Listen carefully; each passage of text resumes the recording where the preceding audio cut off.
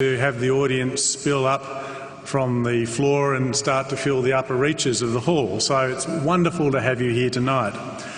On behalf of St James Ethics Centre, the Wheeler Centre, the Melbourne Food and Wine Festival, The Age, the City of Melbourne and the ABC, all of whom have worked together to make this event possible, I'd like to welcome you here to the Town Hall, as I say, for the first debate in our third season.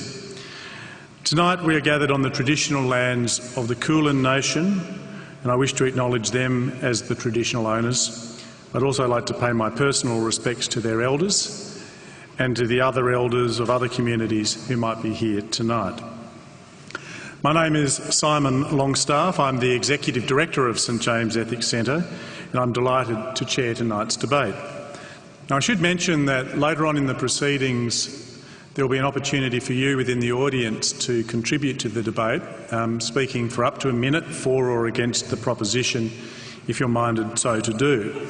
And so you should know that the event is being recorded by the ABC for subsequent broadcast both on ABC One television and on ABC Radio National. Some of you may be inclined to be tweeting during the course of tonight. So if you are, let me give you the hashtag. It's #IQ2OZ, IQ2Oz, and that's the one you can use and you'll be able to see how you trend. Now, there are some basic rules for this debate. You will have seen them outlined on the order paper provided. Some of them are just procedural about the time that people are going to speak, but others are more important in terms of the spirit in which we undertake this contest of ideas. We are strongly encouraging our speakers here, and if you speak in the debate itself, to be passionate and committed in the views that you might express. But we also ask you to respect the intrinsic dignity of the people who are participating, whether they're on the stage or in the hall.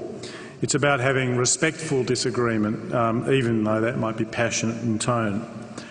Now, hopefully everybody, as you entered, was asked your opinion about the topic. Are you for, against or undecided? And if you were, then that will have been recorded. What you should have found on your seat when you came in is a ballot paper, and that will be cast later on when we have the formal vote. Those ballot papers are very simple to use. If you're for the motion, you put in the for side. If you're against, cast the against side. But if you're still undecided, and I hope that you won't be by the time you cast your ballot, then just leave the ballot paper joined together and cast it as a whole, and it will be counted as still undecided. Now, the form of tonight's debate is as outlined in the order paper. The topic is that animals should be off the menu. And it's now my intention to introduce each of our speakers, and I'll introduce them as a bit of a job lot, all of the speakers for the affirmative and then all of the speakers for the negative. And after I've introduced them, each side, I'd ask you to welcome them then as a whole. The first speaker for the affirmative is Peter Singe. Born in Melbourne, educated at the University of Melbourne and the University of Oxford. He's taught at the University of Oxford, La Trobe University and Monash University. Since 1999, he's been the Ira W. DeCamp Professor of Bioethics at the University Centre for Human Values at Princeton University. And from 2005, he's also held the part-time position of Laureate Professor at the University of Melbourne in the Centre for Applied Philosophy and Public Ethics. Peter first became well known internationally after the publication of Animal Liberation, that seminal work in 1975. Since then he's written many other books, including Practical Ethics, The Expanding Circle, How Are We to Live, The Ethics of What We Eat with Jim Mason, and most recently, The Life You Can Save. He's joined by the second speaker, Philip Wallen. He was formerly Vice President of Citibank, specialising in corporate finance, mergers and acquisitions, and at the age of 34 was rated by Australian Business Magazine in their top 40 Australian headhunted executives. But at the age of 40, he witnessed cruelty on such a colossal scale that it affected him profoundly. He decided to give away everything he owned with warm hands and to die broke, and he says so far he's right on budget. Today he devotes his life to children, animals, the environment, the terminally ill, the homeless and the arts. He supports over 500 humanitarian projects in over 40 countries with schools, orphanages, shelters, sanctuaries, clinics and scholarships. And he's received the Order of Australia and in 2007 was Australian of the Year in Victoria.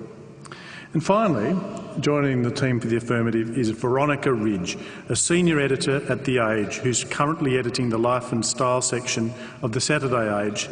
Previously, Veronica was editor of Epicure, The Age's weekly food and wine section, and in 2010 won the Best Food Journalist Award at Le Cordon Bleu World Food Media Awards for 3 articles published in Epicure on food ethics and the future of food. She's held several senior editing positions involving education, the arts, literature, entertainment, cultural and social trends, health and lifestyle and property. She's got an honours degree from RMIT University in literary journalism and studied philosophy, as I discovered during the chat before, although she struggled with some of the French philosophers, as we all do. A proud Melburnian, long after starting out as a cadet reporter, Veronica still gets a daily thrill from the publication of beautifully crafted words on newsprint and online pages. Please welcome them all.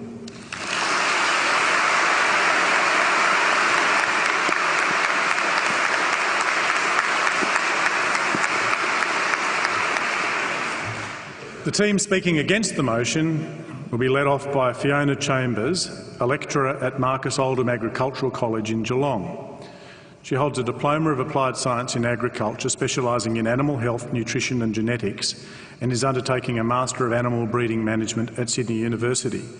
Fiona has farmed organically at her Dalesford property since 1990 and began breeding Wessex saddleback pigs in 1995. She's a founding director of the Rare Breeds Trust of Australia and is a director of the Rare Breeds International World Board. She's delivered papers on the subject of sustainable farming and the conservation of farm animal genetic diversity at conferences both here and overseas. She's received a number of awards and fellowships in her 20-year farming career, most recently the 2011 Delicious Food Heritage Award and Best Bacon, the Foodie's Guide to Melbourne from 2010. She's been inducted into the Melbourne Food Hall of Fame. Bruce McGregor is an animal scientist of international standing in his fields of animal production science. His voluntary community environmental work has been acknowledged with a Centenary of Federation medal. Bruce works at Deakin University and is the author of over 450 research, technical and advisory publications and is an associate editor of the international journal Small Ruminant Research. His interests in geography, history, biodiversity have led him to visit many traditional animal production systems across the globe. Growing up in rural Victoria instilled in Bruce a love of nature and an addiction to Aussie rules football, a St Kilda supporter. He's been involved with many community environmental groups, but particularly environmental restoration and protection of the Merri Creek catchment in Melbourne. Bruce is a long-term supporter of Oxfam, Bush Heritage Australia and other philanthropic causes. And last but not least, Adrian Richardson, head chef at Melbourne's La Luna Bistro and a co-host of 10's Good Chef, Bad Chef television program. For many people, air travel and good food are mutually exclusive experiences. But for Richardson, it was one that led him to the other. I started working in kitchens, he says, part-time to pay for my lessons, and that's where it sort of kicked off. I gave up the flying lessons and went back to school. Since then, he's worked in some of the most prestigious kitchens around the world. Growing up in a household with a melange of North African, Middle Eastern and Italian cuisine, Richardson's heritage definitely helps explain his enthusiasm for quality food that's packed with flavour. What his heritage doesn't help explain is his interest in all things blood and guts, given one side of his family are in fact strict vegetarians. Nevertheless, when it comes to meat, Richardson wrote the book on it. Literally, it's called Meat, and it was released in 2008 and provided readers with a simplistic guide on how to buy, cook and enjoy meat. Please welcome the speakers for the negative.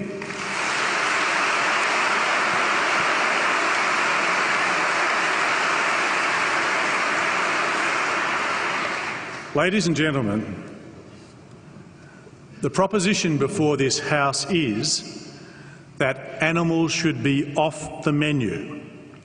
I invite Peter Singe to address this House with his arguments for the affirmative.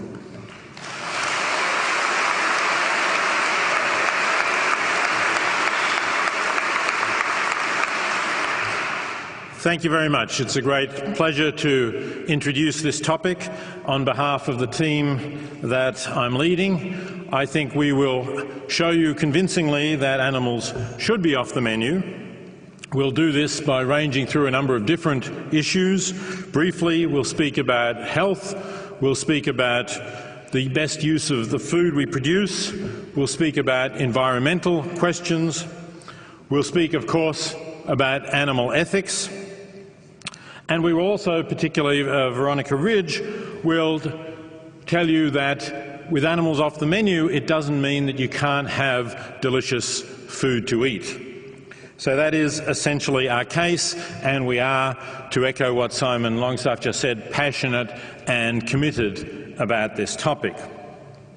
So let me just briefly outline the reasons along these lines, and I will do it roughly in ascending order of importance.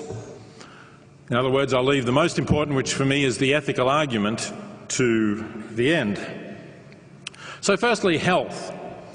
Really all we need to argue, given the strength of the other points that we have to make, is that we can live a healthy life with animals off the menu. And I think the evidence for that conclusion is overwhelming. There are, of course, a lot of lifelong vegetarians, in fact second and third generation vegetarians, who are ample evidence of that. I'm not one of those myself. I've been a vegetarian for about 40 years, but I certainly find it a satisfactory, healthy diet. And there is now accumulating a lot of evidence that indeed the eating meat is likely to be bad for you. We're not here to say that any amount of whatever animal you might eat is necessarily going to shorten your life, but the evidence is accumulating. Just last week there was a new study published in the Archives of Internal Medicine, led by scientists at Harvard, one of the biggest studies, a study that has followed more than 100,000 people for an average of over 20 years, so a very difficult, time-consuming study to do. And the headline is particularly focused on red meat, that even small portions of red meat are likely to increase your chances of dying of a variety of causes, including cardiovascular disease and cancer. We've known for a long time that particularly bowel cancer or cancer of the colon and colorectal cancer are associated with red meat consumption. This study showed that it doesn't take a lot of red meat eating in order to increase your chances of dying of these diseases, and red meat consumption also increases your chances of getting diabetes. This was a carefully controlled study, and I think the evidence for that is now pretty conclusive. So there are a lot of other aspects of health which we don't have time to go into, but it does seem that in many respects people who do have animals off their menu are likely to live healthier and longer lives than those who have animals on their menu. Secondly, food use. We feed enormous amounts of grain and soybeans to animals, and in doing so we waste most of the food value of the grains that we're feeding them. Depending on the species, the animals may return to us somewhere between 1/10 and 1/3 of the food value of the grains and soybeans that we put into them. Some people worry about the use of grain for biofuel, that this is raising world food prices and making it harder for the poor to be able to afford the grains that they need to live on. But in fact, the amount of grain and soybeans that is fed to animals is something like 3 to 4 times as much as the grain that is converted to biofuel. So this is a huge problem. We're talking about something like 750 million tonnes of grain plus additional quantities of soybeans being fed to animals each year. You divide that up among the population of the world, it's really enough to feed the world's poor if only we could distribute it properly and get it to them. So we are just wasting vast quantities of food in order to produce the large quantities of animal products which are, generally speaking, at least partly grain-fed. Thirdly, the environmental question. We all know about factory farms which are locally polluting in many ways, producing enormous amounts of manure which are real problems and tend to pollute rivers and waterways. But we're now increasingly aware that animal production is a major factor in climate change. The United Nations Food and Agriculture Organization said it a few years ago in a report called Livestock's Long Shadow, that livestock production is a bigger contributor to climate change than all of transport. All of the buses, trucks, trains and cars and aeroplanes. And in fact, I think that's an underestimate because it doesn't really include the full weight, the full damage that methane does to the environment. Standard studies say that methane is 25 times as damaging to climate change as carbon dioxide. That is if you take it over a century, because methane breaks down more quickly than carbon dioxide.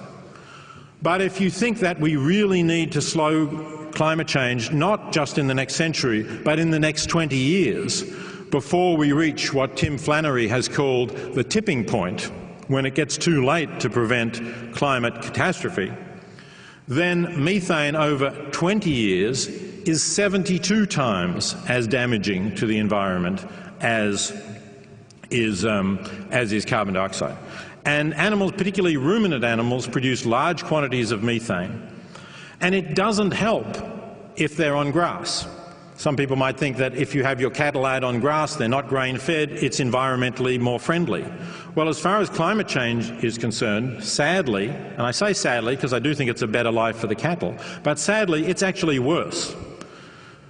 Per kilo of beef produced, cattle on grass produce at least 50% more methane than cattle fed grain, because they need more grass, and it's the digestion of the grass by the ruminant system that produces the methane, or digestion by the ruminant system, and it takes more grass, more digestion to produce a kilo of beef. So there is no way of having ecologically sustainable beef unless someone invents something that stops the cattle digestive system producing methane. Beef and other ruminants generally, but beef is certainly the worst offender, are contributing massively to climate change. Finally, let me come to the issue that started me a vegetarian more than 40 years ago. I don't think that we are justified in treating other sentient beings as things for us to use for our pleasure and convenience. And essentially, that is what we do in meat production. We take other sentient beings, we use them in ways that are convenient for us, of which, of course, the factory farm is the most egregious example, confining them, preventing them moving freely, just so that the meat gets a little bit cheaper. And I think that that is an abuse. I think that's a form of speciesism. That is, it's a prejudice against taking seriously the interests of beings that are not members of our species. We, I believe, are ethically obliged to give equal consideration to the interests of all sentient beings.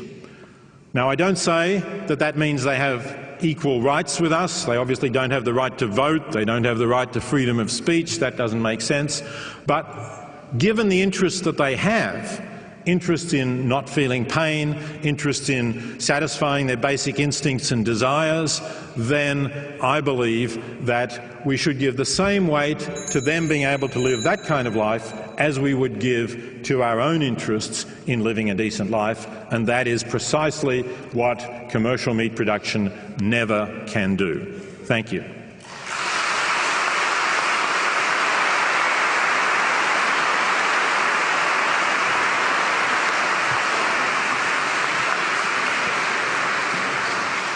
Fiona Chambers.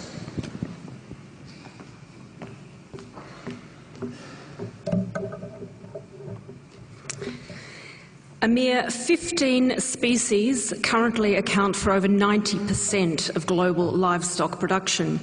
And of these, about 1/3 of cattle, pig, chicken and breeds already are extinct or currently at risk of extinction.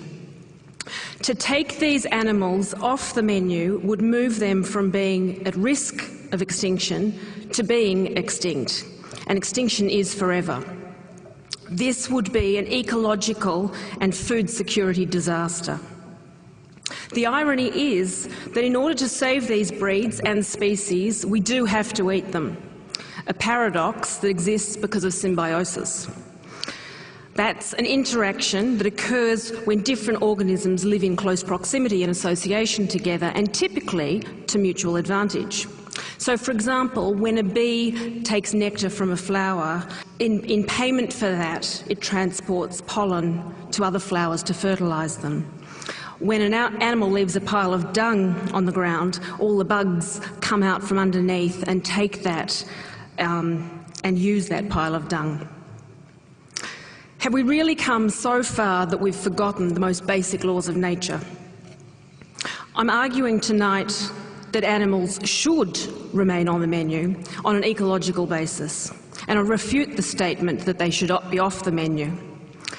Indeed, the opposite is true. Animals are a fundamental part of agricultural biodiversity and must remain on the menu for two prime reasons.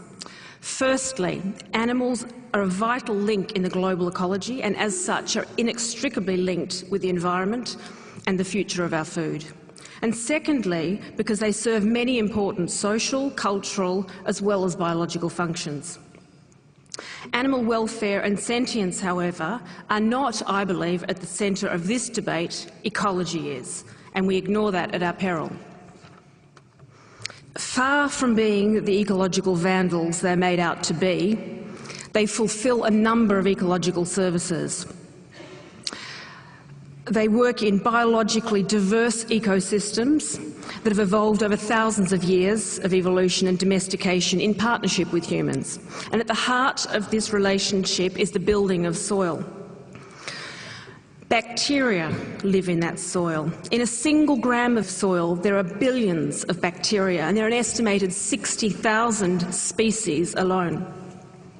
Most of those are yet to be named, but what we do know is some of those bacteria are nitrogen lovers, and they take nitrogen from the air, from the atmosphere, and they make that available to plants. Nitrogen from the atmosphere that would otherwise be unavailable to plants or animals. Others are methane lovers, and the exclusive source of energy that they take is obtained by taking methane from the atmosphere. And it's research undertaken recently at Sydney University has shown that just 1 hectare of pasture has enough potential for these methane-loving bacteria to actually extract methane out of the environment that could be produced by 162 head of cattle. Now that's more than what you could run on a hectare. So it makes it methane neutral. Other research has shown that that's capable in much higher levels. It simply comes back to the management of our soil, the environment and the ecosystem, which includes the animals. What happens as well is you've got fungi in the soil that live at the roots, and those fungi transact and interact with the plants, providing they take carbon and they give the plants food and water. And this is where the animals come in. If you think about a tree has branches above the ground and roots below. With a plant, when the animals come along and graze that plant, they slough off the roots at the bottom, and that's what builds soil. The most simplistic arguments that I've heard to justify vegetarianism often compare the efficiency of just 1 hectare of land, comparing what animals can produce and what plants can produce. But this doesn't take into consideration the fact that you cannot crop year after year after year the same bit of ground. You take that same bit of ground and you put a pasture phase in, and animals form an intrinsic part of that rotation. We need to be farming for the future, for our children's future, for our children's children's future, not just for now. Because we don't inherit the earth from our ancestors, we do borrow it from our children. The best way to achieve sustainability is through rotating and alternating arable paddocks between cropping and pastures, An animal phase incorporated into the cropping rotation can provide the perfect ecological balance. Managing the grazing systems by how often and for how long the animal grazes, mixing the species of animals that you use, sheep and cattle, for example. A skilled farmer works in harmony with the ecosystems so that the environment does truly stay in balance. This is not something that has to occur always on a small scale. This can happen on a large scale too. And we see examples in Australia where millions of hectares are run in exactly this way with low-impact grazing systems. So I disagree that animals cannot be raised in a humane and in an ecologically sustainable way. The environment has been created so that it can take up every bit of methane that these animals give off. In terms of the social and cultural functions of livestock, we see examples all over the world where people live in harmony with animals. Hmong people in China working in the terraced rice paddies in the northern part of Vietnam or southern part of China, without the buffaloes that they live with to plough these terraced steep terraces for their rice, without the pigs that they eat to support them in these high, remote villages, without ducks and fish to eat the bugs, the mosquito larvae that exist in the rice paddies, without all of these things, these people would not exist and work the land as they do. They would not then capture the rainfall in these mountainous areas and stop the erosion. Well, that rainfall would go downstream and cause erosion, and the fertile deltas downstream would not be able to grow food for their populations.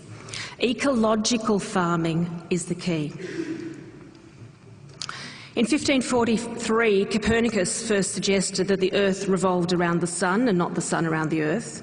It took 70 years for Galileo to support these same views, and he was tried for heresy by the Inquisition, sentenced to spend the rest of his life under house arrest because this view questioned the strongly held beliefs about the dominant position of humans and the supremacy of God. It only took 400 years to the Vatican to issue a formal apology to Galileo, so we now know that the Earth does in fact revolve around the Sun. But we don't have 4 years to get this right. Animal welfare and animal sentience are important. They're important just as the Earth and the Sun are important, but they are not the central issue. Without diminishing at all the importance of this, the highest animal welfare standards alone do not guarantee us ecologically sustainable farming systems, and this must be our highest priority because our future food security depends on it. FAO supports this view and has stated the conservation and sustainable use of biodiversity for food and agriculture play a critical role in the fight against hunger by ensuring environmental sustainability while increasing food and agricultural production. Thank you.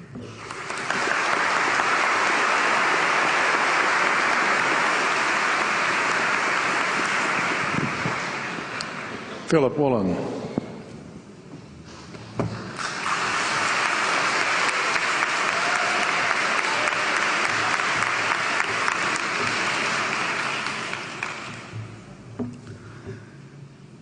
King Lear, late at night on the cliffs, asks the blind Earl of Gloucester, "How do you see the world?" And the blind man Gloucester replies, "I see it feelingly. And shouldn't we all? Animals must be off the menu because tonight they are screaming in terror in the slaughterhouses, in crates and in cages, vile, ignoble gulags of despair." You see, I heard the screams of my dying father as his body was ravaged by the cancer that killed him. And I realized I'd heard those screams before. In the slaughterhouse, their eyes stabbed out and their tendons slashed, on the cattle ships to the Middle East, and the dying mother wail as a harpoon explodes in her brain as she calls out to her calf. Their cries were the cries of my father. And I discovered that when we suffer as equals. And in their capacity to suffer, a dog is a pig is a bear is a boy. Meat today is the new asbestos, more murderous than tobacco. CO2, methane and nitrous oxide from the livestock industry are killing our oceans with acidic, hypoxic dead zones. 90% of small fish are ground up into pellets to feed to livestock. Vegetarian cows today are the world's largest ocean predators. The oceans are dying in our time. By 2048, all our fisheries will be dead, the lungs and the arteries of the earth. Billions of bouncy little chicks are ground up alive simply because they are male. Only 100 billion people have ever lived. 7 billion people live today. And yet we torture and kill 2 billion sentient living beings every week. 10,000 entire species are wiped out every year because of the actions of one. And we're now facing the 6th mass extinction in cosmological history. If any other organism did this, a biologist would call them a virus. It is a crime against humanity of unimaginable proportions. But happily, the world is changing. 10 years ago, Twitter was a bird sound. www was a stuck keyboard. Cloud was in the sky. 4G was a parking space. Google was a baby's burp. Skype was a typo. And Al-Qaeda was my plumber. Victor Hugo said, "There is nothing more powerful than an idea whose time has come." Well, animal rights today is now the greatest social justice issue since the abolition of slavery. Do you know there are over 600 million vegetarians in this world? And that is bigger than the United States, England, France, Germany, Spain, Italy, Canada, Australia, New Zealand, all put together. If we were one nation, we would be bigger than the 27 nations of the European Union. Can you believe that? And despite this massive demographic footprint, we are still drowned out by the raucous hunt and shoot and killing cartels who believe that violence is the answer when it should not even be a question. Meat kills animals, kills us, and is killing our economies. Medicare has already bankrupted the United States. They will need $8 trillion invested in Treasury bills just to pay the interest, and they have precisely zero. They could shut down every school, Army, Navy, Air Force, Homeland Security, Marines, CIA, and FBI, and they still will not have the money to pay their doctor bills. And our Cornell and Harvard say that the optimum amount of meat in a healthy human diet is precisely zero. Water, as you know, is the new oil. Nations will soon be going to war for it. Underground aquifers that took millions of years to fill are now running dry. It takes 50,000 liters of precious drinking water to make 1 kilo of beef. Today, 1 billion people are hungry. 20 million people will die from malnutrition. Cutting meat by only 10% will feed 100 million people, and eliminating meat will end starvation forever.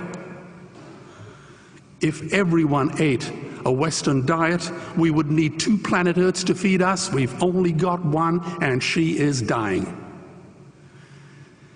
Greenhouse gas emissions from livestock is 50% greater than transport, as Peter said.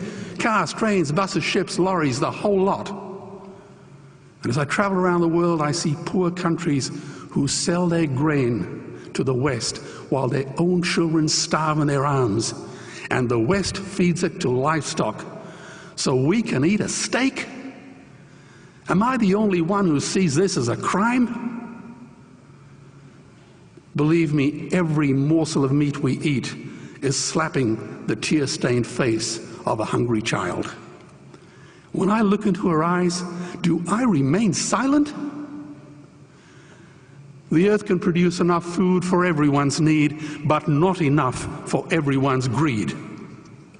We are facing the perfect storm.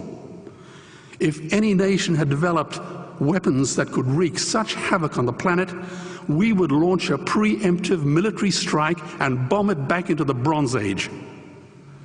But it's not a rogue state, it's an industry. The good news is we don't have to bomb it. We can just stop buying it. Sir George Bush was wrong. The axis of evil does not run through Iraq, Iran, or North Korea. It runs through our dining tables. Weapons of mass destruction are our knives and forks. Our proposition is the Swiss Army knife of the future. It solves our environmental, water, human health problems and ends cruelty forever. The Stone Age didn't end because we ran out of stones. This cruel, disgusting industry will end because we run out of excuses. Meat is like the 1 and 2 cent coins. It costs more to make than it's worth. And I come from the bush. Farmers are the ones with the most to gain. Farming won't end, it would boom. Only the product line will change. Farmers would make so much money they won't even bother counting it, and I'd be the first to applaud them. Governments would love us. New industries would emerge and flourish. Health insurance premiums would plummet. Hospital waiting lists would disappear. Hell, we'd be so healthy, we'd have to shoot someone just to start a cemetery. So tonight I have 2 challenges for the opposition. 2 challenges. Meat causes a wide range of cancers and heart disease. Would they name one disease caused by a vegetarian diet? And 2, I'm funding the Earthlings trilogy. If the opposition is so sure of their ground, I challenge them to send a copy of the Earthlings DVD to all their colleagues and all their customers. Go on, I dare you.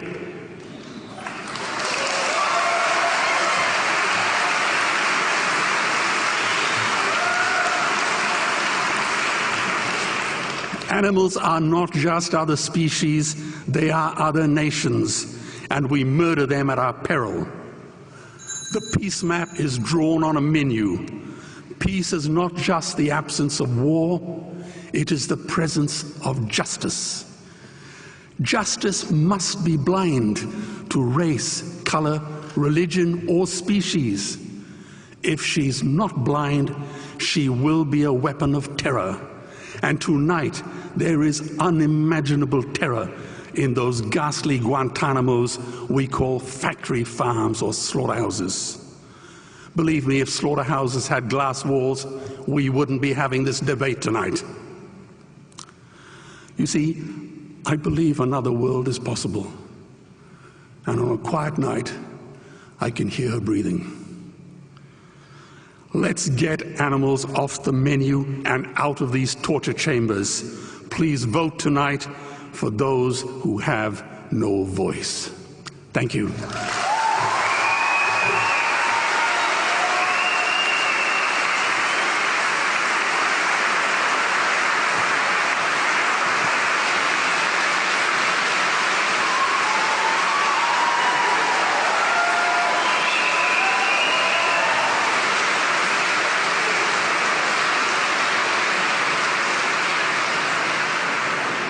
Bruce McGregor.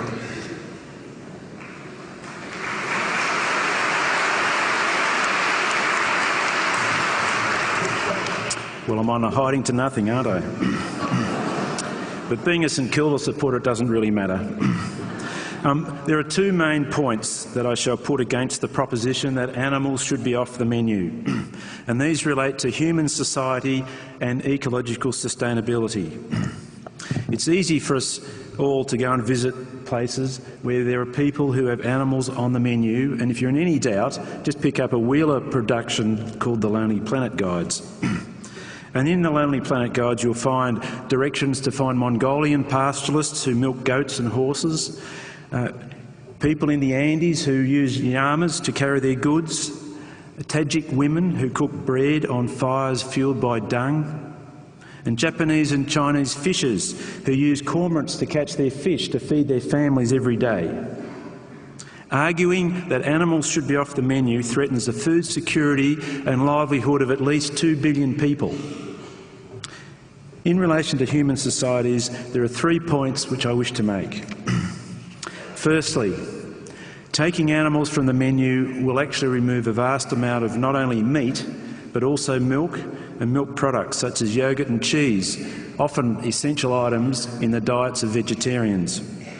You may ask, how is this possible when the animals don't have to be killed to produce meat? You need to remember an important thing. Half of the progeny are male, which do not produce any milk.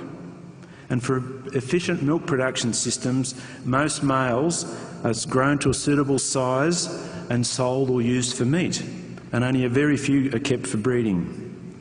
The problem is that if you keep all the males and unproductive females, you'll have a huge waste of feed resources, and over time there'll be a steadily declining production of milk or whatever the product you're concerned is per area of land or feed resources. The second issue is that the affirmative position implies that many humanitarian organisations are misguided and morally wrong, and so clearly are the people who support them. Organisations such as the Australian-based Oxfam and the United Nations Food and Agriculture Organisation have advocated for years that to improve human welfare, we need to improve animal farming practices across the developing world. For example, the US-based Heifer Project International has run their Women in Livestock Development program for more than 20 years. Why have they done this? They've done it because women told them that they wanted healthy children in a healthy environment. They were sick of living in places covered in dust storms. Women told them that they wanted animals. And to do this, the Wild Women program provides them with animals and training. The women build up their herds and provide milk and meat for their children, and they generate income by selling their surplus. Without the use of animals for meat, there would be many more people trapped in poverty, and I'll explain that further as we go.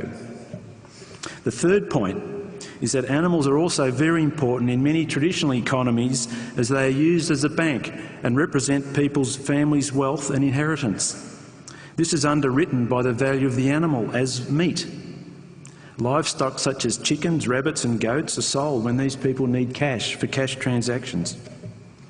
Thus, if all markets were removed for meat by the stroke of the affirmative team's pen, food production will decline, food prices will increase, and 2 billion people will head towards starvation, probably losing their life savings and inheritance. Does the affirmative team really think these people are morally wrong? Have they considered all the implications for a large slice of the world's population by taking animals off the menu? I don't think so. So I've purchased a small gift from Oxfam to remind them of these issues. They include a card about chickens, duck and goat. The goat card says it's gruff, tough and does heaps of good stuff.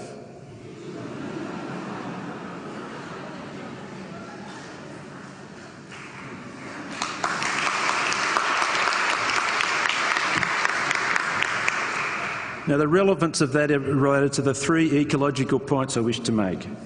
Firstly, animals produce a lot of nutritious food from materials that humans cannot eat. Animals do this in a range of harsh environments such as mountains, deserts, tropical forests and drought-prone savanna, places where people live. Grazing animals convert vegetation of absolutely no nutritional value to people into high-protein meat. Animals produce food where crops don't. They also convert a whole lot of material that's unaccepted to humans, such as crop residues, byproducts of processing, and unmarketable quantities of vegetables, fruits and cereals. Similarly, fish, eels and other aquatic animals convert water-based foods into high-value meat for humans. There are many systems where various wastes and products are fed into ponds, thus feeding fish to provide food for humans and animals. Only 38% of the world's land surface is agricultural land, including 11% that's arable, used for crops, and about 2% for permanent crops like orchards. Is it the affirmative position that we should cease producing food from the other 25% of land which can support animals but not crops? Is this true? The second ecological issue is that the natural surplus in many natural populations can be sustainably harvested for human food. Humans usually overlook the fact that natural losses occur in every ecosystem. because without natural losses, each ecosystem would become overstocked with ageing and diseased animals. Depending on the system, a half or more of each generation is naturally lost to disease and predation. Thus, in a well-managed system, natural losses can be harvested for meat. Obviously, this is only acceptable if the ecosystems are managed carefully and sustainably. I'm not here to advocate harvesting of endangered species or the exploitation of threatened ecosystems, but there is evidence that farming of endangered species can help with their survival. An example comes from North America, where native North Americans had complex cultures related to the migration of American bison. They had cultural limitations on the harvesting of the meat. Unfortunately, the American bison almost became extinct courtesy of the land wars that were waged against native North Americans. By the early last century, there were only a few thousand bison left, but they were saved in large part because of the number of farm bison, which increased rapidly. And in recent decades, bison have been used for meat and are now helping to restore degraded prairies. The critical issue with harvesting natural ecosystems is that too many species are not sustainably harvested. This is not evidence that animals should be off the menu. It is evidence that there is a need for more biological research into the productivity and resources available for these food stocks, and there's need for greater government oversight and enforcement of regulations. Every time you hear people say that we want less tax, that means less oversight and less enforcement. The third ecological issue is the environmental problems with cropping. Irrigated agriculture, for example, requires the extensive damming of rivers, disruption of ecosystems and degradation of land, including erosion, nutrient depletion, salt incursion and exotic weeds. All of these things are associated with cropping and land clearing. The alternative to cropping are systems of mixed enterprise agriculture, which Fiona referred to, where animals help to break disease cycles in crop systems. The effects of climate change over the next 40 years is predicted to reduce crop yields between 10 and 20% through the tropics and subtropics, and increase the amount of marginal land for cropping. There will be little alternative to the people who live there but to use this marginal cropping land for sustainable animal production. There is much to learn about these systems. The profession I belong to aims to improve the husbandry of animals and the management of production systems. Research is making these industries better. However, the investment into scientific research on a global scale is declining every year. Without appropriate investment, there will be little further development. Thank you very much.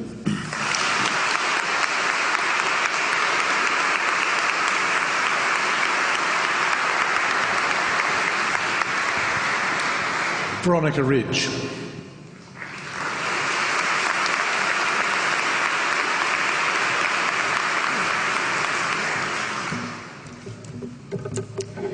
Last month, at a sleek food and design event in Milan, the world's top chef René Redzepi from Denmark excitedly unveiled his newest Epicurean discovery. It was simple enough. An innocuous-looking pine frond gleaned from the forests of Scandinavia, apparently with a citrus tang to die for. René enthused, the flavour is like thousands of grapefruits. He told those gathered at the chef-in called Identità Milano, we did high fives for a day in the kitchen when we found that. Now, I'm not suggesting that we should all follow a diet of Danish pine fronds, juniper berries and mosses and lichens that Redzepi forages from the forest floor. And yes, Redzepi also serves meat, some of it on the extreme side. There's poached deer, whale penis, and you can choose to devour a live wriggling shrimp in brown butter if you so desire. The point I'm making is that at the world's top restaurant today, you can have a wonderfully entertaining, inventive and delicious meal made for you without slaughter. There has been a revolution in vegetarian and vegan cooking and eating in the past decade. A new generation of cooks are using vegetables, spices, nuts, seeds, herbs and all kinds of other seeds and nuts in incredible ways.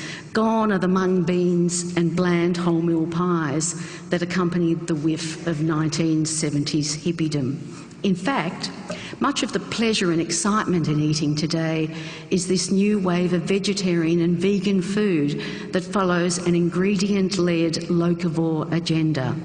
Let me share a dish with you from a distinguished European vegetarian restaurant, the Café Paradiso in Cork, Ireland. Its description: creamy feta, pistachio and couscous cakes with sweet and hot pepper jam, citrus greens, coriander yoghurt and spiced chickpeas.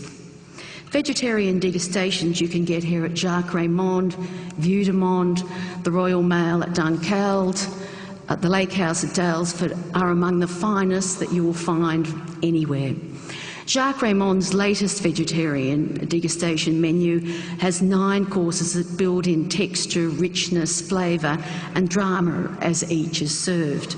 The final savoury dish in the lineup is a warm terrine created using lightly steamed Nicola potatoes, layered with aged Comté cheese and then seared to a golden crispness top and bottom. It's paired with crunchy tempura enoki mushrooms, a clean green sage and nettle puree, sharp poached nectarine for contrast, and there's a lovely hit of wasabi from granules that are a bit like sand, using a molecular gastronomy cooking technique. No amount of beef, lamb, chicken or fish could improve these meals.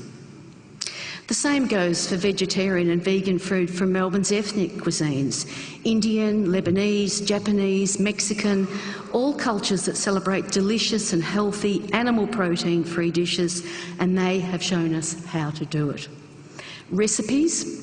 The most innovative vegetarian recipes today are from the food writer Yotam Ottolenghi, who pens a column in The Guardian called New Vegetarian. Ottolenghi sets out, he says, to create fireworks with vegetables using noisy ingredients: lemon, pomegranate, garlic, chilli. A little tip for a Sunday brunch: here's green pancakes, lime butter and a couple of glasses of Prosecco. Google his recipes, you'll be amazed. Meat alternatives. New York Times columnist Mark Bittman recently did a blind taste test comparing chicken and fake chicken made from plants. He couldn't tell the difference, using the criteria taste, texture and chewiness. Bittman wrote, "Would I rather eat cruelly raised, polluting, unhealthful chicken, or a plant product that's nutritionally similar or superior, good enough to fool me and requires no antibiotics, cutting off of heads and other nasty things? Whole Foods in the United States will be selling it soon at a price cheaper than the chicken that made it on the supermarket shelf after a miserable 6-week existence." These people are showing us the way forward. In 2012, you can be a happily satisfied Epicurean and have ethics. There's even a word for it, an Ethicurian. History's great thinkers who advocated a vegetarian diet are too long to list here, but their theories covered religious, spiritual, philosophical, social, health, environmental themes. But one of the most moving arguments was put forward by 18th century English philosopher Jeremy Bentham, who said the question regarding animals is not, can they reason, nor can they talk, but can they suffer? While animals can't speak in ways we comprehend and their intellect is lacking, they are entitled to be treated with care because, like us, they feel pain. The fact that they can't put their suffering into words is no excuse for ignoring it. In fact, it puts a higher responsibility on we supposedly enlightened humans to identify their screams and help them. And of course, the modern landmark book raising awareness of animal rights, especially farm animals, Peter Singer's Animal Liberation in 1975. All these advanced thinkers, and yet the plight of animals for food hasn't improved much. Food production methods in the Western world, used since the 1950s, driven by a demand for ever cheaper food, are not only damaging our health and the environment, they have led to the inhumane, intensive farming of animals. Bruce and Fiona have mentioned the Mongolians and Chinese who do use meat in their daily lives. But in fact, we are defending that animals should be off the menu here. We have the choices. Some people don't. And too many people nowadays have been lulled into a sense of complacency by the thought that animals are slaughtered humanely, presumably then, therefore, removing any possible humanitarian objection to the eating of meat. Unfortunately, nothing could be further from the facts, as we have all seen in recent shocking footage, including an Australian abattoir. There is no such thing as humane slaughter, and there is a glaring double standard between the way we treat our pets with care and respect and not the animals we eat. Melbourne University academic Siobhan O'Sullivan argues in a new book that the key to understanding this is out of sight, out of mind. The more visible an animal is within the community, the more likely we are to treat it with kindness and respect. O'Sullivan points out that animal welfare laws for hens in petting zoos that teach children about caring for animals are more comprehensive than laws for broiler hens raised for meat. It's hypocrisy that most parents have had to consider.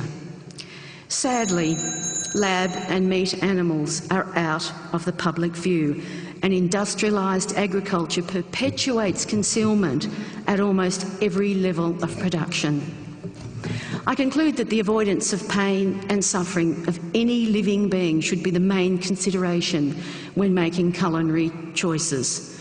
This is the #1 imperative for all human beings and should be the guiding premise when choosing what to eat. I don't see an argument to counter this on the basis that you can eat brilliantly without slaughtering animals. Thank you.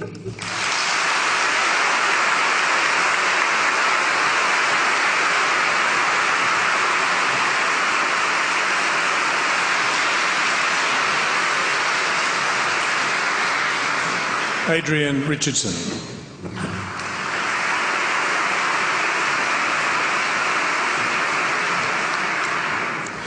Thank you very much. I love meat. I love cooking meat, I love eating meat, and I love serving meat to other people. If it's got a pulse, I can cook it.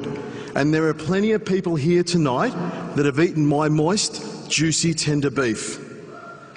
If you haven't, you could always pop down to my restaurant, La Luna Bistro. Just tell them Adrian sent you. Well, we did an audience survey earlier on tonight, and the results showed that 78% of the people here tonight have eaten meat in the last 6 months. So I think that I can speak for the majority of people here that it'll be over our cold, dead bodies if you take meat or animals off the menu. It would be un-Australian. We, of course, are the country that invented the BYO meat barbecue. We are meat eaters, carnivores. We are so close to our mammoth hunting, savage ancestors that it's not funny. It's in our nature, it's natural. Imagine the days of roasting wild boar over hot coals underneath the stars. That was us, people. And if you have any doubt as to how close we are to our ancestors, you just have to go to any AFL website. Just click on any link. Collingwood's got a good one. Now for the other 22%, the vegetarians, the non-meat eaters, and their friends, the vegans. I can see you almost bracing yourself, thinking I'm going to take a swipe. Well, that's not happening tonight. I have a confession to make in front of all of you. I'm actually half vegetarian. Well, half of my family are vegetarian, Dad's side. My grandparents, Peter and Kathleen Richardson, brought my father and 9 of his siblings up to be staunch vegetarians. They believed that life is sacred. And I agree. I think that vegetarianism and the act of not eating the flesh of another beast is a most noble cause. They made that choice, they believed in that choice, and for that I have always had a great deal of respect for them. But it all comes down to choice. If you don't eat meat, great, bully to you. But if you do eat meat, which most of the world's population do, it's how you choose that meat. That's important, and that's what this debate should be about. Now, I'll just clarify my half-vegetarian bit. For the first 2.5 years, I was a vegetarian. That was Dad's choice. I didn't eat any meat. But that all ended one Sunday afternoon. I was sitting on my grandmother's knee, my nonna, my Italian part of the family. They ate meat, and a chicken wing magically appeared. I suspect a little foul play was at hand, but that chicken wing was devoured. It was devoured so much that the bones crumbled in my hands. And you know what? I made the choice from then on. I would eat meat, I would enjoy meat, and I would have respect for the meat. But a month later, my dad, the vegetarian, he was seduced by the same cunning beast. A whole roast chicken stuffed with rice, lemon and parsley, and a little garlic butter pushed underneath the skin of the breast to baste the chicken from the inside as it cooks. Now that's a little tip for you next time you cook a chook. Now I've heard much talk this evening about how eating meat is unhealthy. It will cause you cancer and kill you, from experts who talk in statistics and studies. We all know how well statistics and studies can be manipulated. Just watch an episode of Today Tonight. I can only talk about my own personal experiences. My grandparents, my dad's parents, the vegetarians, ate very well. They grew their own fruit and vegetables, baked bread and cooked and ate the most amazing vegetarian food. They ate a balanced diet, a very healthy diet. They lived into their 90s. Healthy and very happy. And my grandmother, she'll be watching this later, she's alive and well today at 92. My mother's grandparents, the Italian side, the Ferrays, they ate meat. They ate pasta, beans, fruit and vegetables, much of it grown in their backyard as well. What they ate was just as healthy as the vegetarians. They cooked and served me the most amazing Mediterranean food, and they both lived happily and healthy into their 90s. So to hear the argument that eating red meat will kill you just doesn't wash with me. I think it's a load of baloney. I think it's information manipulation. You know what kills you? Eating too much meat kills you. Too many chips, donuts, hot dogs, pies, all of the processed crap that's offered to us today, and even more so our kids. That's the stuff that will kill you.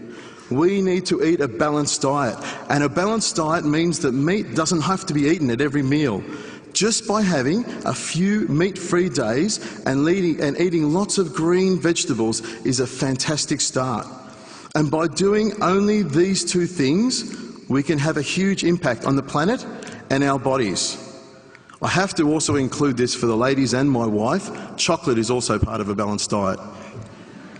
As far as I'm concerned, if you eat a healthy, balanced diet, there is no health reason for not eating meat. And it's up to us to teach our kids. Sit down, eat together as a family, talk to each other. Take the time to set a good example to your kids. And this starts by turning the television off. If you want to stop factory farming, don't buy supermarket meat. There goes my endorsement deal. And stay out of fast food stores. Go to your local butcher. Remember them? I'm sure there's a few ladies here that do. Your local butcher will listen to you. Tell him, I want Victorian grass-fed beef, free-range pork from Fiona, free-range chicken, and Australian lamb. We know what the Kiwis do to theirs. Believe me, a happy animal tastes so much better. And I know because that's what I use at home and in my restaurant. La Luna Bistro, if you didn't get it before. Buy Fiona's pork. We know her pigs are cared for from birth up until that last second. And I think if an animal has lived a good life wandering the fields, eating green grass and nibbling on daisies and drinking streams in the sunshine, as long as the death is fast and painless, I don't have a problem with killing animals. It's a natural thing to me, and I've killed a few. Fiona's pigs have all good days and only one bad day. And believe me, Fiona's pigs are delicious. If you make the choice and put the money into the hands of the farmers, growers and sellers that are doing the right thing, eventually we will see change. Last night I was watching television and a KFC commercial came on. They're using free-range chicken. They're listening to us. Another thing that concerns me are meat eaters that don't want to acknowledge the fact that the filet mignon they're tucking into, that's so juicy and tender, was once a living thing and needs to be respected. They're the ones that should be eating the tofu turkey, the soy sausages and all those other fake meat products. We know eating meat has an impact on the environment. Everything we do has an impact. So if we're eating less meat and using humanely reared, sustainably produced meat, and the queasy meat eaters have switched to their fun bacon, don't you think that we're doing our bit to reducing the negative impact? For anyone to tell me that animals should be off the menu, I think is ridiculous. I think if we make the right choice, and that's what this whole debate comes down to, don't you think we can all enjoy a tender, juicy grass-fed steak every now and again? Remember one thing, and this is the thing I want you to go home with tonight. Eat meat responsibly. Thank you very much.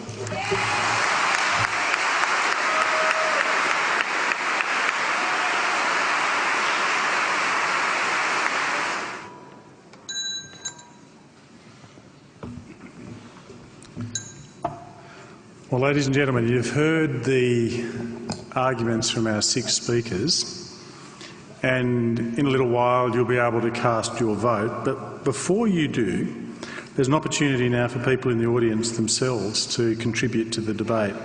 So what I'd like to do, if we bring the lights up a little bit, there are microphones just here, here and up the back. And what I'd like to do is provide anybody who wants to speak for the motion or against the motion up to a minute to do so. Perhaps make your way to the microphone if you'd like to have a go at influencing the audience and how it's going to vote. Before I do though, Philip, you issued a challenge to the other side, and I don't think they heard it because you had a bit of a frog in your throat at the time. So do you just want to repeat what that challenge was? There were 2 challenges. The first one, we know, well, everyone except the opposition knows of the cancers and heart diseases caused by meat. Let's accept that. Now, I wanted them to tell me one disease that they can identify that is caused by a vegetarian diet, and 2, if they are so confident about their position, about what actually happens on in these animal factories, would they be prepared to, because I'm funding the Earthlings Trilogy, would they be prepared to give a copy of this DVD to all their friends, family, and most importantly, their customers? What's it called? And I'll pay for it. What is it? It's called Earthlings. Earthlings, right. And by the way, you can Google it if you like. Okay, so if anybody wanted, and we'll come back to you in a moment, I won't get you to respond just now, but if you believe that the factory farming process is defensible, and I'm not sure that you've argued that, then would you give Earthling to others? Okay, let's get to the audience. Now, we'll take it in order of for and against so that there's an equal chance, and I'll start over this side first. So is there anybody there who would like to speak for the motion? Yes, if you do, if you could just give me your name, and then you've got for a minute and you'll get the bell like everybody else. So away you go. Great. My name's Matthew. I just was interested in hearing about the soil carbon stuff. My understanding is that the University of Sydney research was underway, but there's no peer-reviewed scientific outcome. So in other words, that research that someone was doing into trying to get carbon into soils to try and offset the methane production, which is terrible, from the belching of cows and sheep, and therefore agriculture is by far the biggest vector of emissions once you take into account the fact that we currently under-account on the multiplier effect for methane in the atmosphere. So in fact, methane should really be calculated on a 105 times basis, not a 25 times basis, and that's the latest NASA data for the effect of methane. So my understanding, and Fiona, if you can quote which peer-reviewed journal that's come out in, because I believe it hasn't, and I looked into this about a week or 2 ago, you'll find that although someone claims they're doing some tests, they haven't got it published, and so it hasn't been agreed with by the scientific community more broadly. Okay, opportunity, Fiona, for you to respond. Have you seen a peer-reviewed journal article? Great comment, and no, I can't answer that at the moment, and I'm more than happy to go away and look into it for you. I think what is clearly known is that these bacteria do eat take out methane, and that's where the research needs to be, further research into that to look at how they can take that up, because we're looking at a cycle. So it's how we can maximise those in the soil. So the short answer is no, not no. Somebody wants to speak against the motion. My name's Wei. I happen to be a doctor, and I'd like to make some comments about Mr. Wallen's challenge about the health effects of a vegetarian diet. Now, I would like to comment that there has been some research that shows that vegetarians do lead healthier lives than meat eaters, but unfortunately a lot of the meat eaters in those studies are those who eat, steaks and hot dogs and chips and hamburgers every day. What hasn't been adequately studied are people who eat a balanced, healthy diet with small, medically recommended amounts of meat. He wanted me to mention a number of diseases that can be caused by a vegetarian diet. Now, I do agree that a balanced vegetarian diet can result in very good health, but unfortunately it's not always easy to get it right, and a significant number of people do get it wrong. I think in Western society, a vegetarian diet does lead to the increased risk of deficiencies of calcium and iron, which can impair brain development. In the third world, it's almost a death sentence. I'd like to mention that Mr. Wallen mentions cancers and cardiovascular disease especially. Now, nearly everything causes cancer, but one of the most studied and most infamous carcinogens is aflatoxin from plants. Okay, thank you. Thank you. Okay. So I'll now take somebody who wants to speak. Can I just comment? Yeah, I just wonder whether Dr. Wei has actually seen the Archives of Internal Medicine study that was published a week or so ago, because it is controlling for the variables you've mentioned. It's controlling for other things like the amount of fat eaten, whether people are eating chips. It's also, relating to what Adrian said, it is both unprocessed and processed red meat. It's not only. So I do think there is evidence that even modest amounts of red meat contribute to an increased mortality from these diseases. I have a fantastic mind for trivia, and I remember learning at school that if you eat 20 kilograms of onions, you'll get sickle cell anemia. And that will be the least of your problems. Right, I'll come back. Down here, somebody wants to speak for the motion. And Adrian, you said that eating meat is a natural thing. We have evolved to do it. But I want to know what is natural about drinking another animal's breast milk, scalding chickens alive to defeather them, force-feeding ducks with tubes down their throats so that we can enjoy foie gras, and systematically separating male and female calves so that one can be slaughtered for veal and the other for breeding, and what is natural about keeping hundreds and thousands of animals cooped up in cages in which they cannot stand up, they cannot turn around, and they can barely move.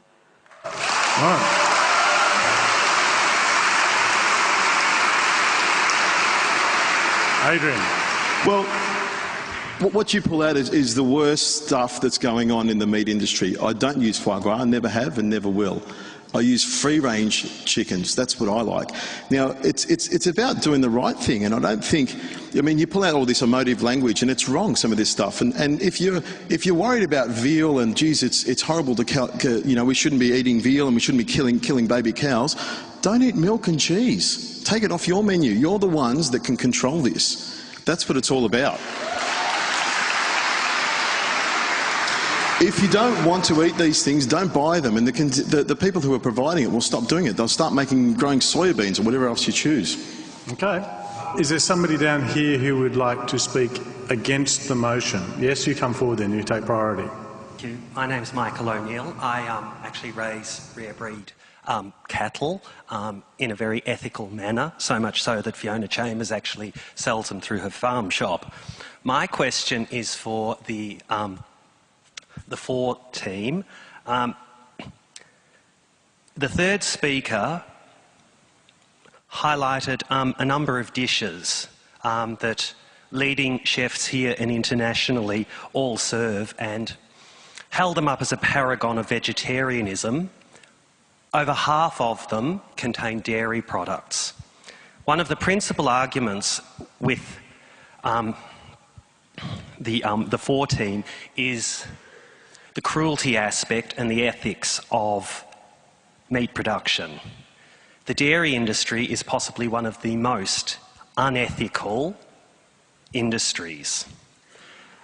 How can they advocate dishes or that we should eat dairy product when dairy products come from milk? Milk can only be produced when a female lactates. For a female to lactate, it has to conceive and deliver a live birth.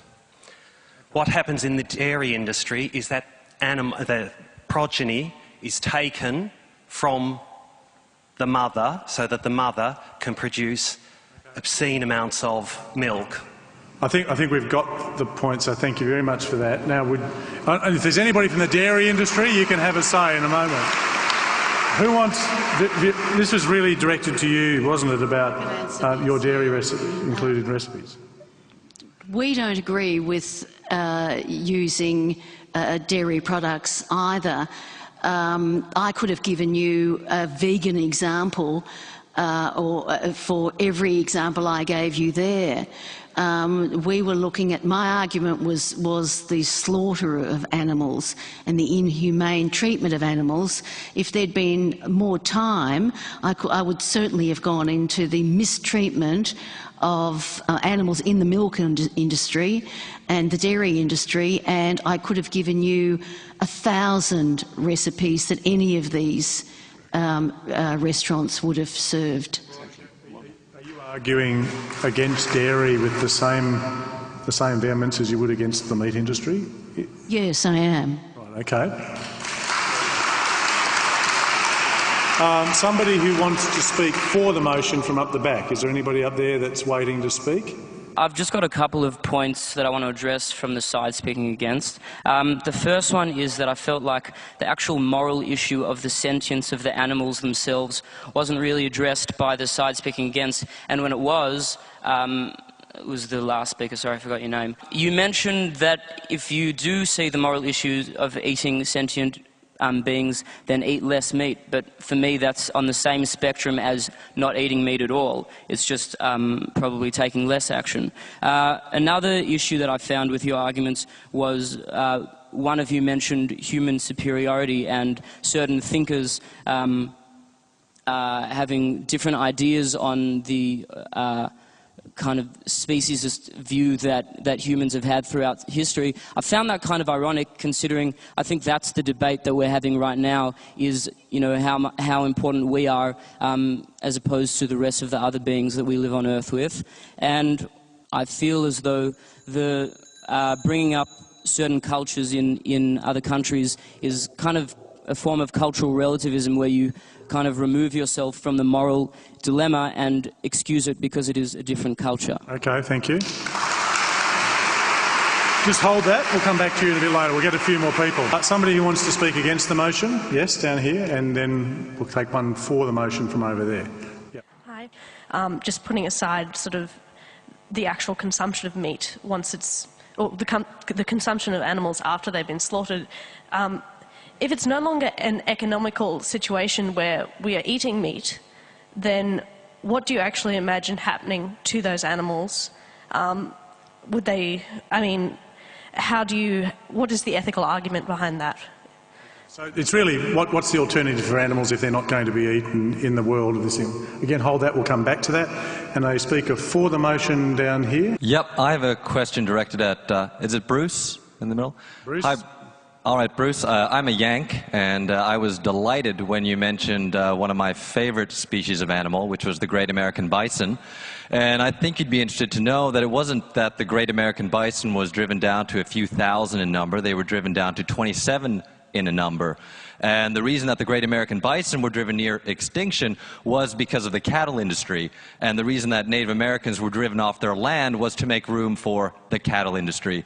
And to this day, the Montana Department of Livestock, and I grew up in West Yellowstone, Montana, continues to slaughter great American bison for the very reason that the cattle industry and the meat industry is afraid that they're going to compete with their cattle over grazing lands. I'm very concerned about biodiversity. Phil Wolin and Peter Singe brought up the very good point that we're facing this great mass extinction, and when the greatest threats to species surviving is ocean pollution, global warming, and deforestation, and the meat industry is the largest factor in all three of those things. I wonder how meat is good for biodiversity. Thank you. Yeah.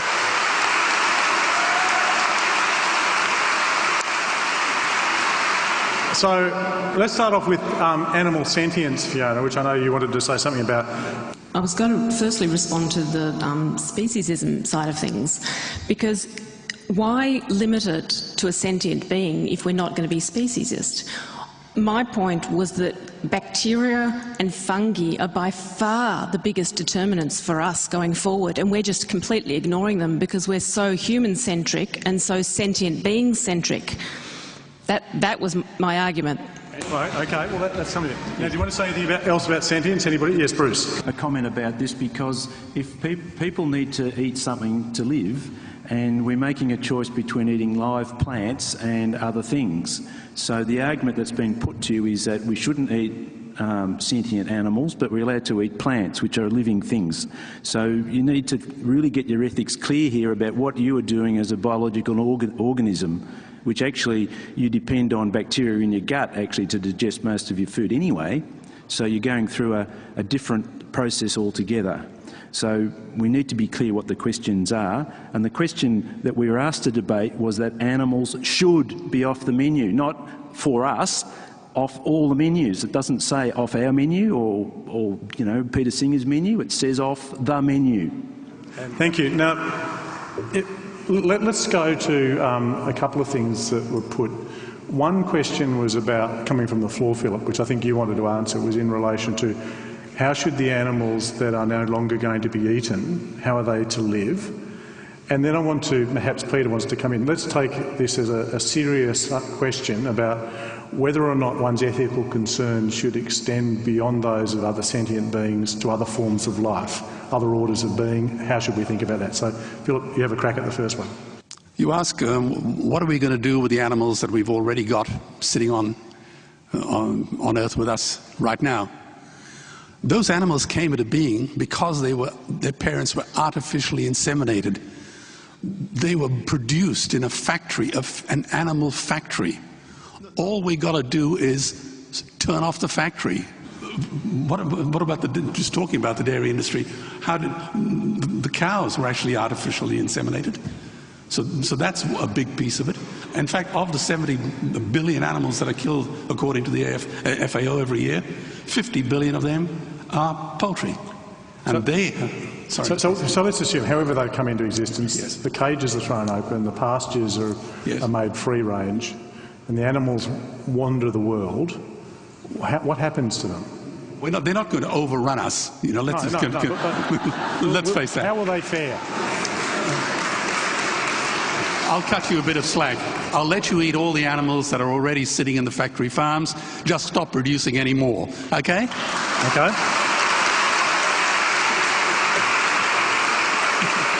And Peter, the question about other orders of being, why those with sentience being given privilege? I think the fundamental principle here is, as I said, one of equal consideration of interests. Now, I think to have interests, you have to have experiences of some sort. We have interests in not feeling pain and in enjoying our lives, and so do non-human animals generally, certainly birds and mammals, I would say all vertebrates. I'm not going to go to the wall saying that an oyster is capable of feeling pain, and if somebody wants to say, well, I'm going to leave oysters on my menu, I'm not really going to argue against that. And certainly I don't think that bacteria are sentient beings, and so I don't think that they have interests. So giving equal consideration, you can give equal consideration to oysters and bacteria if you like, but if I'm right in saying that bacteria anyway have no experiences, are not conscious, then it's just giving equal consideration to no interest at all. So it's like when you try to multiply 12 by 0, you still get 0. So I think it's the same sort of thing. If there are no interests there, I don't think that thinking ethically about them for their own sake really makes sense. Of course, they may play a role in the natural ecosystems and they may be instrumentally useful, but I don't think their interests or they can't at the foundation of ethics in the way that sentient beings do. Okay, let's take a few more comments from the floor. Yep, please. Speaking for the motion. My name is Kaylee and I wanted to begin by thanking all the speakers for their contributions this evening. I've got more of an observation really, and it's been touched upon briefly already, so I'll try and be quick. I just wanted to say that the fact that the team in the negative chooses to focus on primarily the ecological side of the debate only, and to reduce animals to mere units of production, to items on a menu, and to their usefulness in terms of means to human ends, I think it shows a reluctance and perhaps a fear to engage on the ethical issues that arise from eating animals. So that's my first observation. And secondly, in response to the idea of choice and that we choose to eat vegetarian or vegan, or we choose to eat meat, where is the choice in this debate for the animal that is factory farmed and that is produced? Thank you. Thank you. Is there somebody who would like to, up the top there, who'd like to speak against the motion? Yes, up the top. First of all, I think that the strawman argument about factory farming is a bit boring at an intelligent debate, because I can't think that there'd be anybody in this room who would actually be in favour of factory farming, and stand up if you are. I think that that's not what we came to debate, though. It's about whether meat should be on the menu or off the menu. And the questions about moral relativism and cultural relativism that we've all heard just now have also elided the role, although it's been canvassed briefly, elided the role of meat in the global south. And for us to sit here in our kind of luxurious first world lives and have a choice about vegetarianism, which I respect, I think is unconscionable to apply to others who don't have the same choices.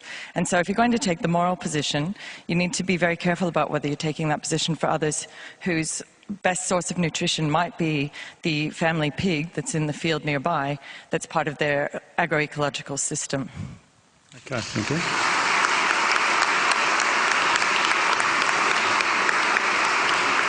Speaking for the motion, yes. I'd just like to make explicit, I think, a point that I think is implicit in what the animal ethicists have already said. That is that we're not carnivores. We eat meat by choice. Why would you choose to kill another animal and eat its flesh when you could choose not to? I think meat feeds much more than our body. I think eating meat feeds our ego. Because by choosing to eat meat, we are demonstrating that we are powerful enough to dominate and kill other animals for reasons other than survival. We demonstrate it through technology on a farm where animals are kept in cages, no matter how big or small. We demonstrate it through technology in an abattoir where animals are killed systematically by machines. Lastly, and most importantly, we demonstrate it with our wallets, where we pay top dollar for prime steak as a display of wealth. We are not carnivores. We eat meat by choice, and we choose to eat it to feed our ego. Okay.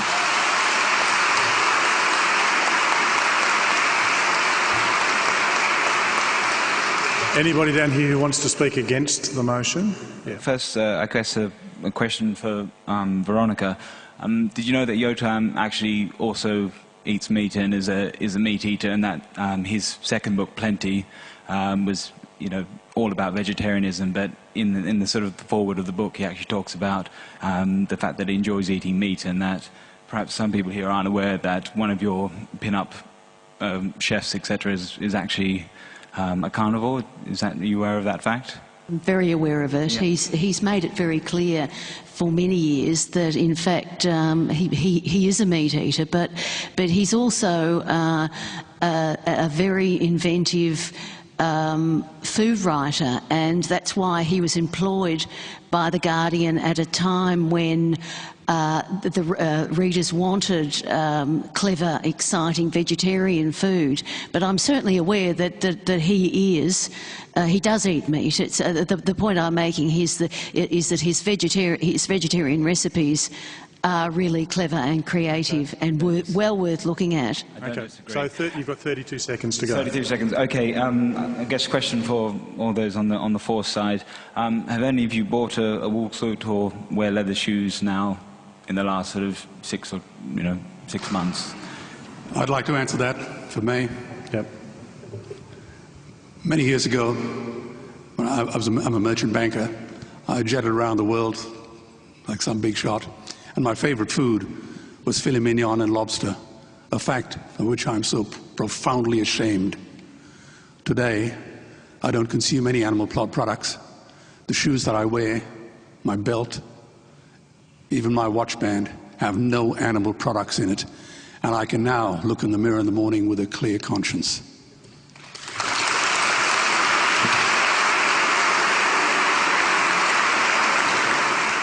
Is there somebody up the top who wants to speak for the motion? Yes, and then we'll take... So I guess that I feel like there were two arguments raised that I think were flawed and I think are often used in different moral debates. I think the first one is the idea that if something is natural and humans have done it historically, then it makes it okay.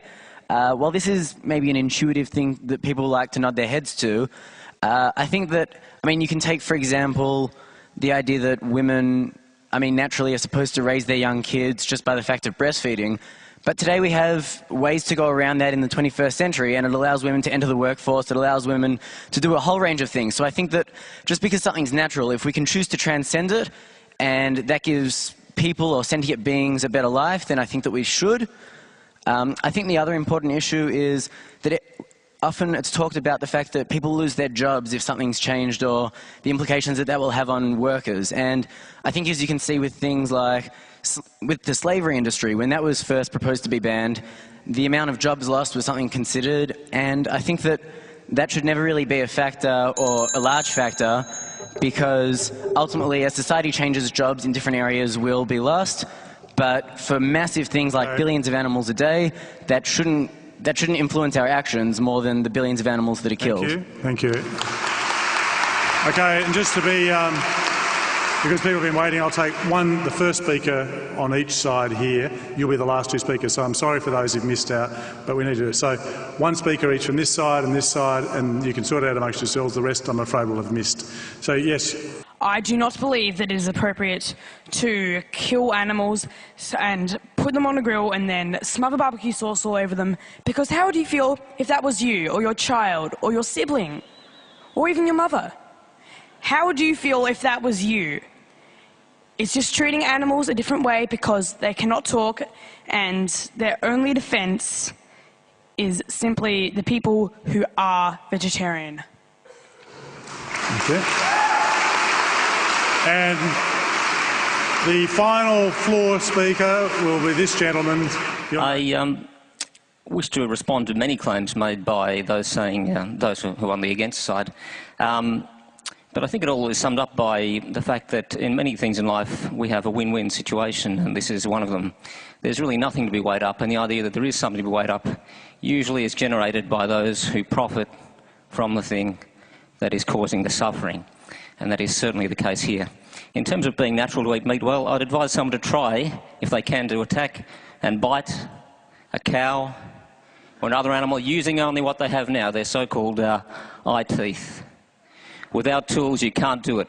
Without tools, you can't fly, and you can't do a whole lot of other things that humans are not naturally capable of doing. In terms of bacteria, well, the total weight of bacteria exceeds the weight of all other living things. They're not going to disappear without some cows. And it's worth noting that animals in the wild also produce excrement. And needless to say, in terms of biodiversity, cutting down trees and breaking up the topsoil, salinating the soil, then killing the animals on the soil and ultimately causing heart disease to the humans who eat the animals, needless to say, kills more animals than being a vegetarian or preferably vegan. Thank you. No, you will in a minute. Yes, you will, but not right now.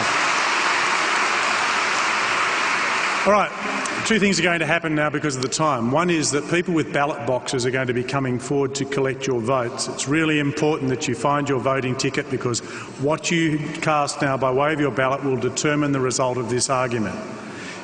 If you are still undecided, then leave it joined together and put it in the ballot box. Otherwise, tear it in half, for if you're with this side or against. Now, as people are summing up, you'll hear the speakers each being given 2 minutes to make some closing remarks. Because of the way in which Adrian needed to speak, I'll let him go first, and we'll go in reverse order so that you can address issues, which means Peter will be finishing up. So please vote quietly, listen in to what people are having to say. Adrian Richardson, your 2 minutes begins now. For me, this is a personal choice. I have no problem with the, when I've done this before, I've killed an animal. In fact, when I was 12 years old, my father, the vegetarian, he was a vegetarian, took me out to the back paddock of the farm we were living on, and I shot my first sheep. We skun it, we gutted it, and we hung it in the cellar for a couple of days, wrapped in cloth. That's the way you tenderise it. My father sat me down a couple of days later when we ate the meat, and he said to me, "Adrian, this is where meat comes from. An animal dies so that you can eat meat. It's your job to make sure you use every part of it and treat that animal with respect." And that's the way I've lived my life, and that's what I do. That's why I eat meat. I have no problem with it. The gentleman over there said that we can't kill an animal with our bare hands. Well, I've killed a few chickens and a few rabbits with my bare hands. You know, and if I was out in the wild, that's what I would do. But I have no problem with it, and I'm sure there's a lot of people who don't have that problem at all. And if you have a problem with the death of an animal, then don't eat meat. I think it's a most noble thing. That's what I'm thinking.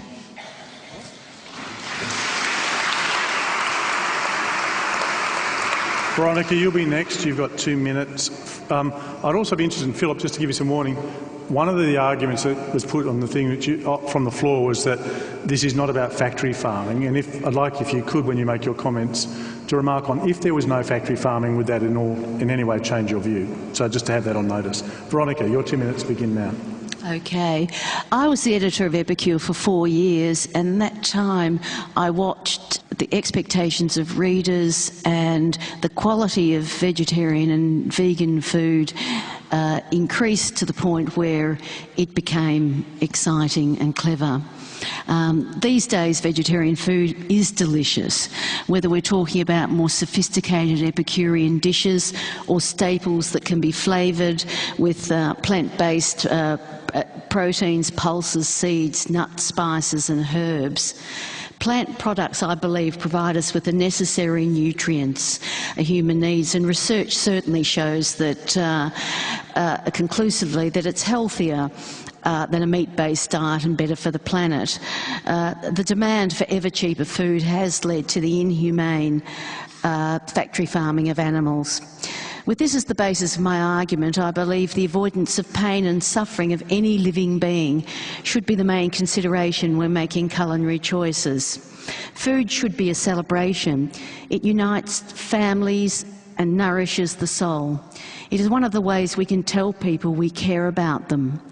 Before sitting down to our next meal, perhaps we should all consider acting on the knowledge that no being has to suffer and die for us to live and thrive. Dr. Bruce McGregor.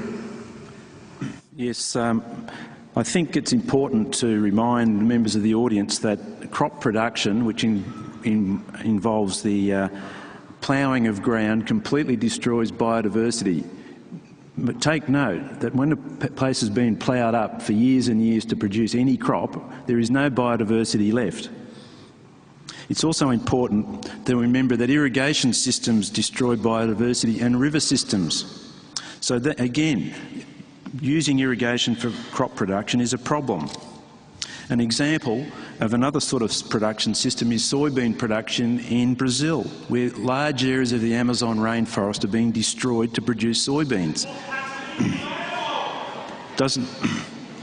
There are at least 2 billion people who depend on animals for their food and livelihoods, which is underwritten to some extent by the value as meat. It's important to consider the welfare and ethics involved in this. Otherwise, one could be regarded as being purely selfish and perhaps misanthropic. Many species of animal will benefit from proper studies of their management and biodiversity. At the moment, there's very little investment on a world scale in proper sustainable food production systems in natural and farm systems. There's a huge investment in military expenditure. It has been estimated 60% of the investment is in military issues and not into the things that we're concerned about today. So the future, really, of this debate is linked inextricably to the human population pressures. I mean, there's going to be 9 billion people producing methane every day. 150 years ago, it was less than 2 billion. The issues with farmed animal production and methane need to be put in the context of the huge numbers of native animals that have been wiped out. As one of the speakers mentioned earlier, cattle have been replacing native ecosystems.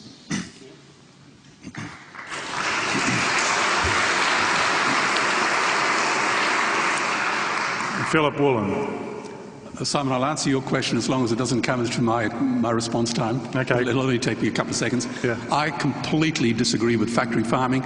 Most of the animals, or the meat that we consume today, comes out of factory farms. Plain and simple. Anyone who tells you otherwise is disingenuous, to say the very least. And I'm just surprised at But if there was no factory farming in the world, yes, none at all, yes, would it change your attitude to the eating of meat? It would not change my attitude in the slightest. Right. Okay, that's what I wanted to have clarity. Okay, to your statement. I'd like everyone here to just imagine another world. A clean, peaceful environment, healthy people, no cruelty, no killing, no screams. What type of person, some bright spark would come up and say, let's capture, cage, impregnate, torture and kill all the animals. Let's eat their rotting corpses and make our bodies a graveyard for murder victims. What would you say to someone who came up with that brilliant idea? Well, if no one here would invent such an industry, what kind of person would defend it? I guess I know the answer. Upton Sinclair said, it's difficult to get a man to understand something when his salary depends on him not understanding it.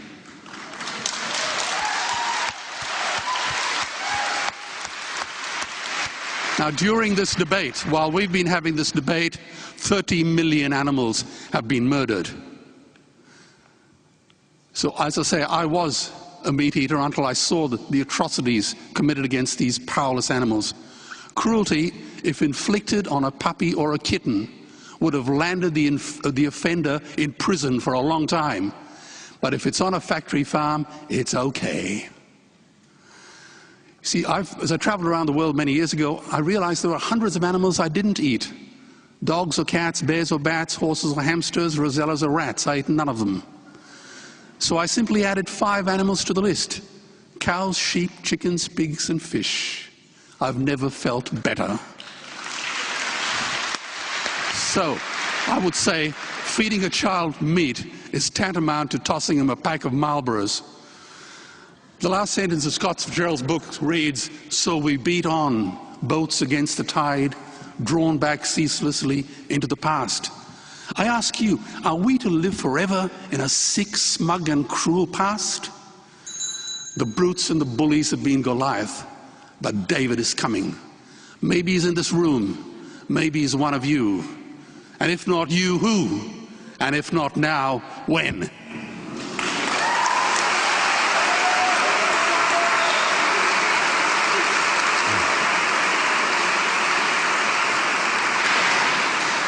Fiona Chambers. There's not one of us on this panel that is here that has tried to defend factory farming. That's not been what the argument's been about. You are not correct in saying that just about all meat is from factory farming in Australia. In Australia, the situation is different, and we've only got 6% of arable land, and the vast majority of that is extensively grazed on low-impact, environmentally sustainable systems. Not all of it, and I'm not defending the part that's not sustainable, but it's not true to say that most livestock is from intensive situations here in the beef situation. In terms of humane slaughter, it's been said that it's not possible to slaughter animals humanely, and that's not true. It's not true because I've seen and witnessed, I've seen bad slaughters and I've seen good slaughters, and animals can be slaughtered. They can be slaughtered without pain and without suffering, and it's our absolute responsibility to ensure that that happens every time if we're going to be slaughtering animals. Nothing less than that is acceptable, and I'm the first to agree with that. But this debate was not about whether or not it's possible to slaughter animals humanely, because that in itself is not a reason for why animals should not be on the menu or whether they should be on the menu. Just to say it's possible to kill them humanely is not reason enough. But to use animals in a sustainable system to build soil is a reason to keep animals on the menu. Thank you. Peter, if you could, a question that was asked from up the back, which you might address just before you use your 2 minutes, was to do with whether or not adequate consideration has been given to people from other parts of the world and other cultures where the eating of animals for them may be their best source of sustenance. So is this a precious argument amongst people who are affluent to the extreme in comparison to them? Well, certainly, I think that I interpret the question as a choice for us, and we have choices. I did not think we were talking about whether animals should be off the menu for example, hunter-gatherer people in the Amazon, or people living in arid grasslands in Africa where they graze cattle and that's basically their major source of food. I'm certainly not going to stand here and say you have to put animals off your menu, even though that means that you and your children will starve. I think the ethical issue is one for us who can walk into a store and either buy meat or buy some equally or more nutritious plant-based foods. I think that's the case where I would argue that animals should be off the menu. Now, do you want your 2 minutes now to do your summary? Okay, thank you. So, firstly, let me say on this point about are we talking about factory farming or not? If we're not talking about factory farming, then animals will be largely off the menu because we won't be able to supply the amount of meat that people are eating now from the kinds of farms that we're talking about. I mean, I think Adrian said that people should buy Fiona Chambers' pork. Well, how many? I don't know if you can feed even this audience, let alone all the people out there. And there may be other organic farmers who are trying to do the right thing by their animals, but it is still a very small niche market. I'd like to see it expand, I suppose, at the cost of the factory farms. That would be certainly better than the factory farms continuing. I'd welcome that to that extent. But really, we can't sustain the kind of meat eating that we have in the society from these small organic farms. That's sad, but it's the truth of the matter. Now, Bruce talked about crop production, but the fact is, and the damage it can do to the environment, but the fact is that we would need much less of it if we were not feeding crops to animals. He mentioned the Brazilian soybean production, but I think 70 or 80% of that is fed to animals. So that's exactly the problem. And even with beef in Australia, 80% of the beef sold in supermarkets has ended its life in feedlots. So we are feeding grain. We don't do quite as much of it as the United States, it's true, but we are still feeding grain to the cattle, to the beef that is the majority of the beef that is produced in Australia. Finally, I want to say something about this issue of slaughter. I welcome the fact that Fiona Chambers is concerned about the suffering and cruelty. She says that it should be humane every time. The problem is that in a commercial slaughterhouse, you make money by processing more animals. There's a book called Every 12 Seconds. That's how long in a particular slaughterhouse where this man worked, every 12 seconds another animal was being killed. You just cannot keep up the humane standards reliably when you're under constant pressure to kill more animals faster. So if we want commercial slaughter, there are going to be cases of cruelty. You'll never make sure that it's all humane. Thank you, Peter.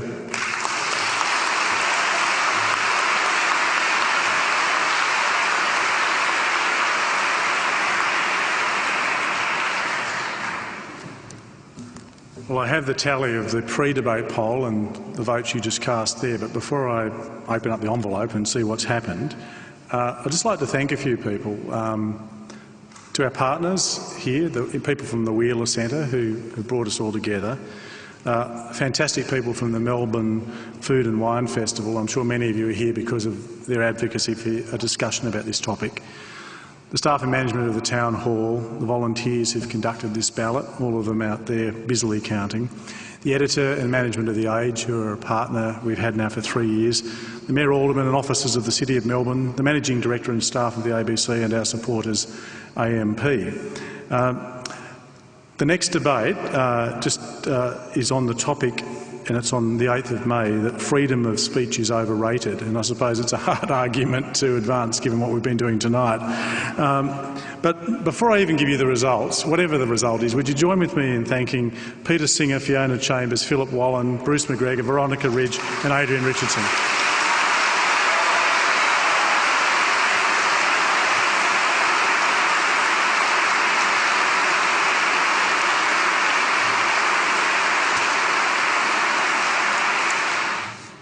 It's whatever you think about this, it's amazing to think that, I don't think we would have got this many people 15 or 20 years ago for a topic about this. It's extraordinary the way in which the consciousness of this issue has been changed over the last few years. But you're not interested in my rambling reflections on that, are you? It's what happened in the debate. Well, here are the figures when you were surveyed coming in. The results were that there were 65% of people for the motion, 22.5% against, and 12.5% of you were undecided. At the end of the debate, the undecided has reduced to 6.9%. The against side has declined to 19.3%, which means it's been won with a whopping margin of 70.